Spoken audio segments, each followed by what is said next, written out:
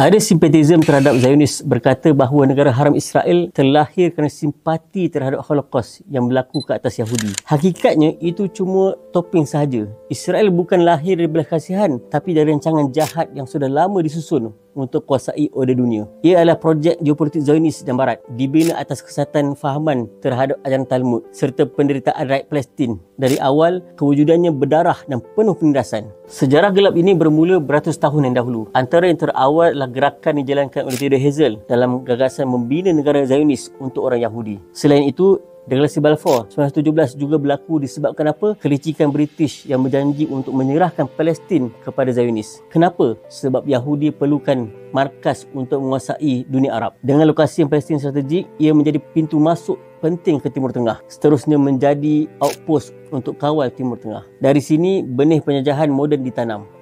Kemudian, Keputusan Suez sangat penting bagi Britain untuk kawal laluan perdagangan dunia. Mereka perlukan sekutu yang setia, walaupun sekutu tersebut pengkhianat kepada tanah Arab. Zionis dipilih kerana apa? Kerana kesetiaan mereka kepada Barat. Maka bermulalah projek kotor yang merampas bumi Palestin daripada penduduk asalnya. Selepas Perang Dunia yang kedua, Amerika pula ambil alih projek ini. Israel tidak pernah berdiri sendiri. Ia hanyalah pos kawalan Barat di tengah dunia Islam. Amerika menuang bilion dolar setiap tahun membekalkan senjata canggih dan melindungi Israel di PBB. Semua ini supaya apa? Supaya Israel terus jadi anjing penjaga kepentingan Barat. Inilah kebenarannya, Israel bukan negara merdeka tapi boneka penjajah. Ia simbol kezaliman, alat togut moden untuk menghancurkan Palestin dan melemahkan umat Islam. Jadi bila kita bercakap tentang Israel, jangan pernah anggap ia sekadar negara biasa. Ia adalah projek geopolitik jahat yang hidup dengan darah dan air mata rakyat Palestin.